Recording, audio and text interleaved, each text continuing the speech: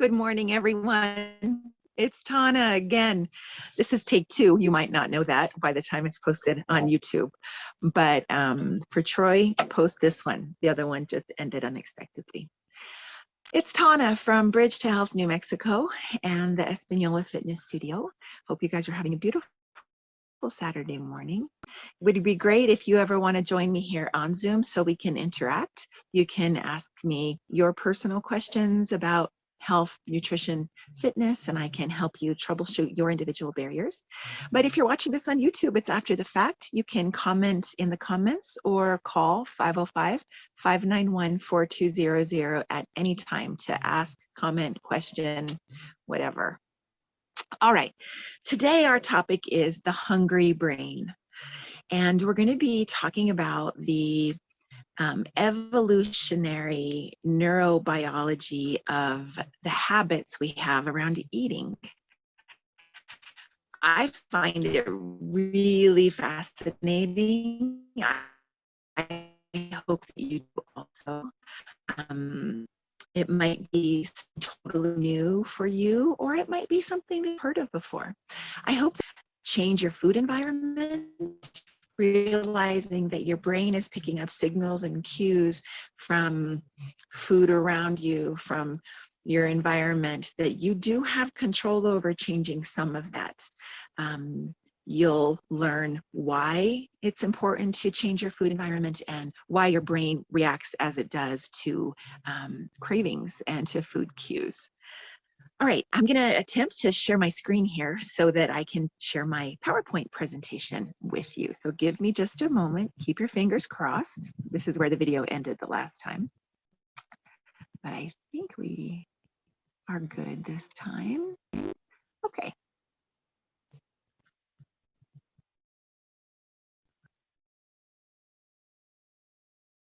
Here we go. I think we're good this time.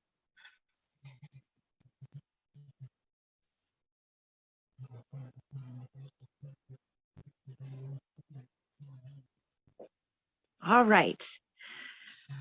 Let's begin talking about a book that's titled The Hungry Brain, Outsmarting the Instincts That Make Us Overeat, by a neurobiologist named Stephen Guyenet. We're going to watch a video with Stephen speaking directly about his work later in this hour. But I highly encourage you to get the audio book of this book, to read the book.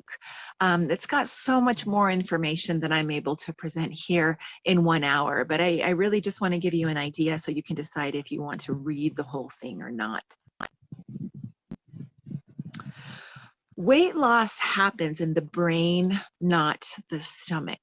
That's the first really important thing for you to understand, is that all behavior begins in the brain. All habits, all movements, all assumptions, all biases, everything that we have starts in our brain.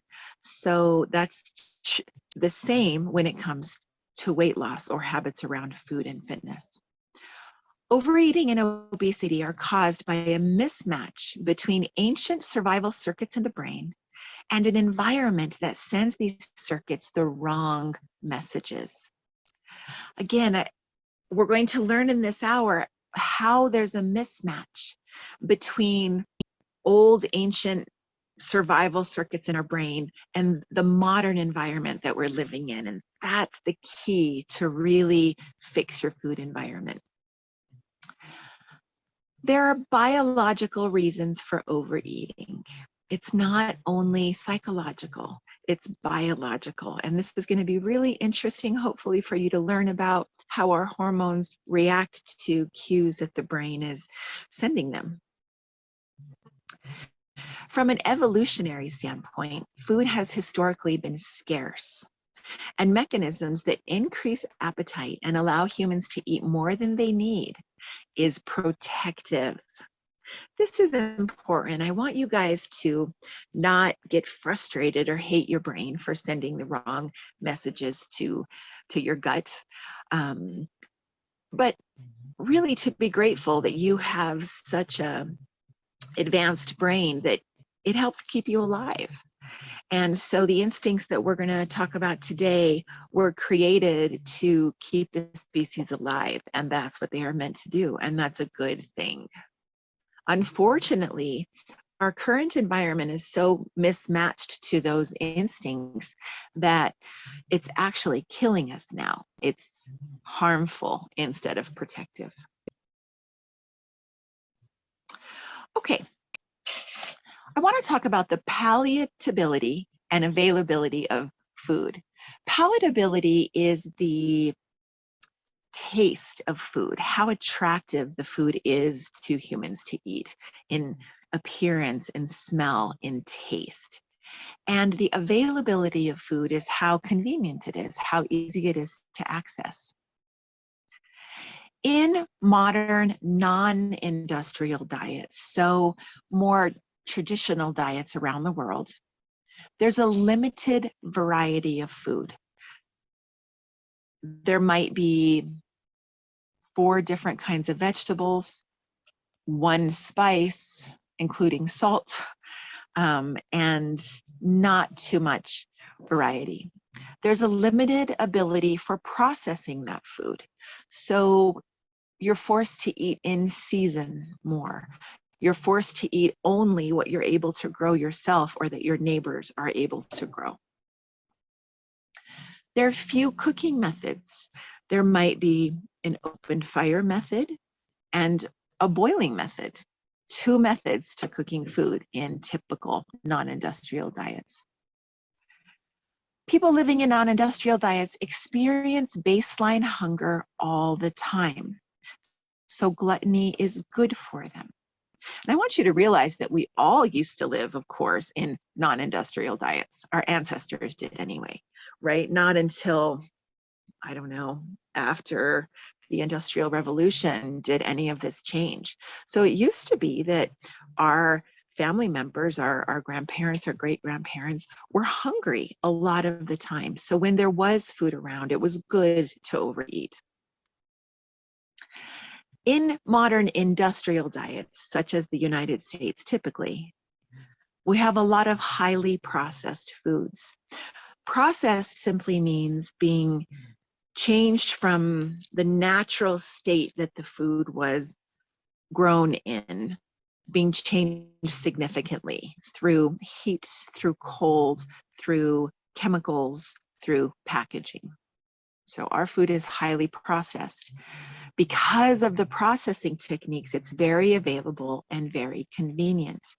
Being able to have a shelf life, be in packaging and be processed that allows the food to not spoil is something that you see in industrial diets. Our food is super tasty.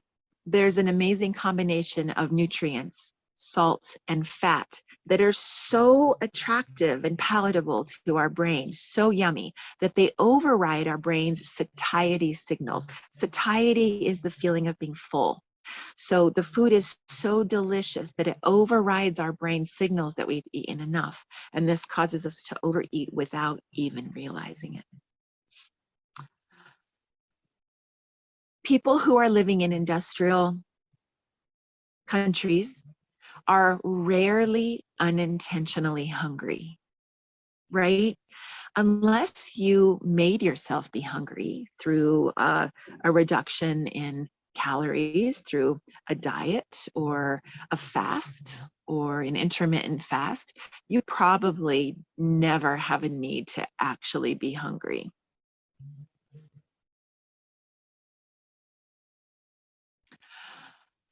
The other thing, one of the other things that really affects our brain's cues to eat is living in a high stress, low sleep environment, which in general, America is.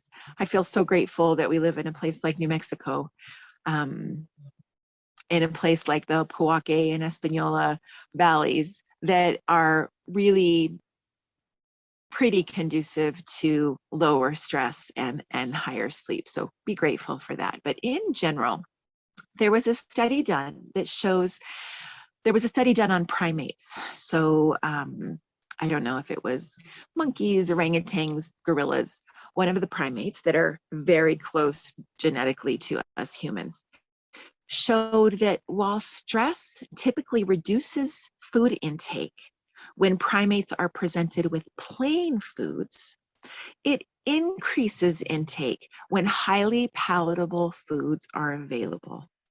So let's break that down a little bit.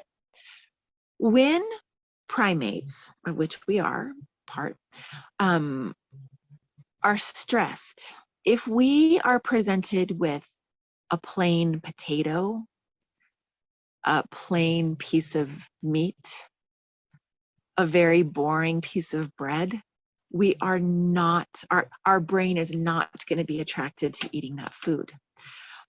However, when the food is highly palatable, combination of nutrients, fat, salt, and sugar, when we're under stress, our brain wants to eat it more. Think about that for a moment. Constant stress exacerbates the effects of the high palatability food environment. What that means is if we are in a state of constant stress, the fact that our food is convenient and super yummy means that we are more attracted to it and its reaction in our body is more unhealthy. Now, moving on to sleep. Sleep deprivation causes an imbalance in hormones that makes us overeat. I don't know about you guys, but this is definitely true in me. If I have a bad sleep night or I don't get enough sleep, I want to eat carbohydrates, sweet, salty, fatty food all day long. It's very comforting. It makes me feel better. So maybe you've experienced that also, and there's a scientific reason for that. Let's talk about hormones now. So I've already done a presentation on hormones and your weight, but I want to specifically talk about leptin and ghrelin today. So if you go back to that old presentation, you can get lots more information on the hormones in your body. But first, leptin. I like to think of leptin as the let me get up from the table hormone. That's an easy way to remember it.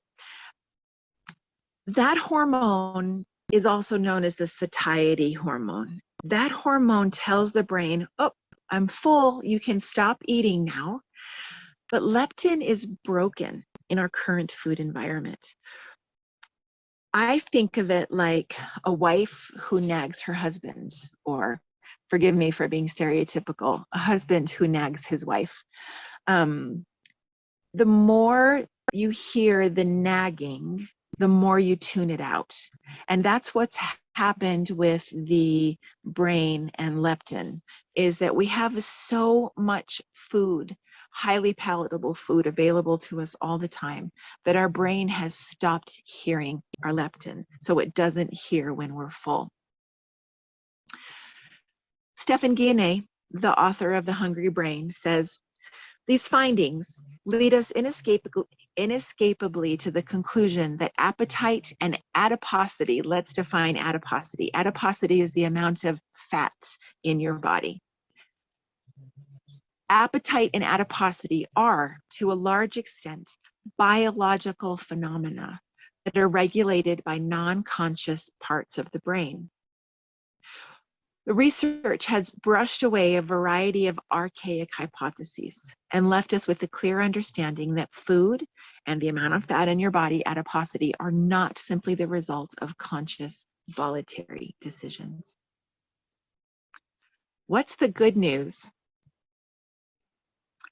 Number one, the good news is that we can and should stop letting people believe that they have no self-control if they struggle with their weight. The bad news is that once a person develops obesity, it becomes a self-sustaining state, and the person has to overeat to feel the same satisfaction that a lean person feels after eating a smaller meal. That's explained a lot more in the hormone presentation, so I really encourage you to go and take a look at that. Stephan Guyenet. When we try to use the sophisticated tools of our cognitive mind to restrain our impulses to overeat, the impulses often win. The translation of this is don't trust your willpower. Humans are born with varying degrees of strength of quote unquote willpower. Some people, it's easy. There can be a box of donuts in the work break room all day and they're never tempted to eat one. While other people, it's very, very, very attractive to eat the donuts and it's very hard to resist. So according to Stephan Guyenet, the answer is to not have the box of donuts in your work break room. Then your brain is not tempted. It won't even think about donuts. Oops. Oh, shoot. Hold on. I'm going back. Okay. Now we're going to play 2 short videos to really help you understand the science behind the hungry brain. The first is a TED Talk presented by Stephan Guyenet himself. And the second is a personal trainer like me who broke down the knowledge and the science given in the book, The Hungry Brain, to be able to give you 4 tips from that book that are very, very practical. So again, I encourage you to read the whole book, but this is the Cliff Notes version.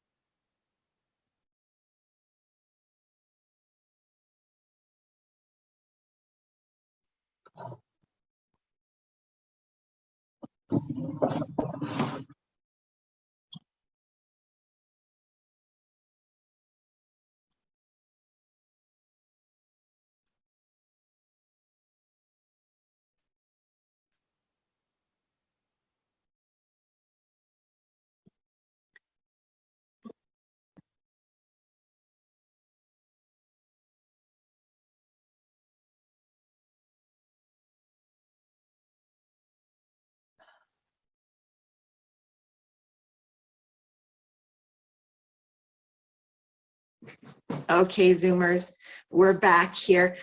I'm going to share my screen again. There's one more short video. This one is shorter. It's taking the information that you just learned from Stefan Guillenet and putting it into very practical things that you can do today to help your brain survive in the environment that we're in, that Stefan did such a beautiful job of explaining the historical changes in our food environment. So let's go ahead and share my screen again. And I'll see you back in just a moment.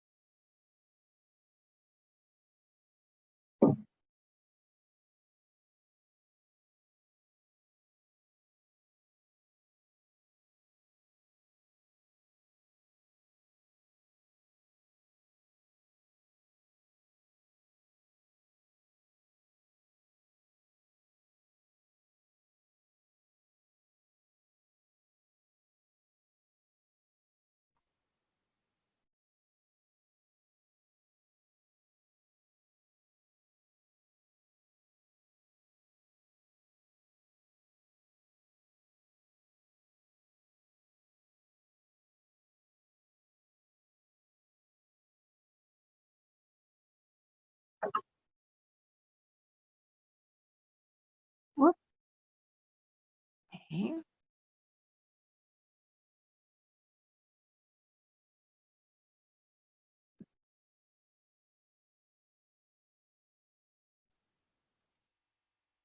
Okay.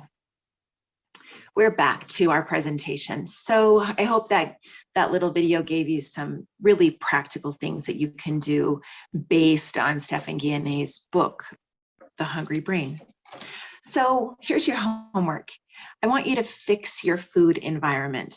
What does that mean? Number one, put unhealthy food, actually all food, out of sight. When I ask people to fix their food environment, what they often do is replace unhealthy food with healthy food. For example, if they have a candy drawer in their desk at work, they replace the candy with nuts and fruits and stuff like that.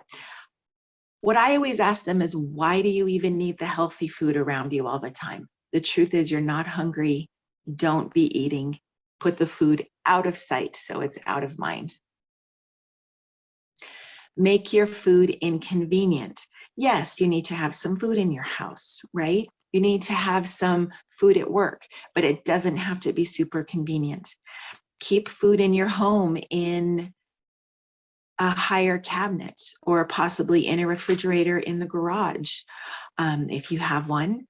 At work, don't keep food in your desk. Keep food in the staff lounge where food belongs.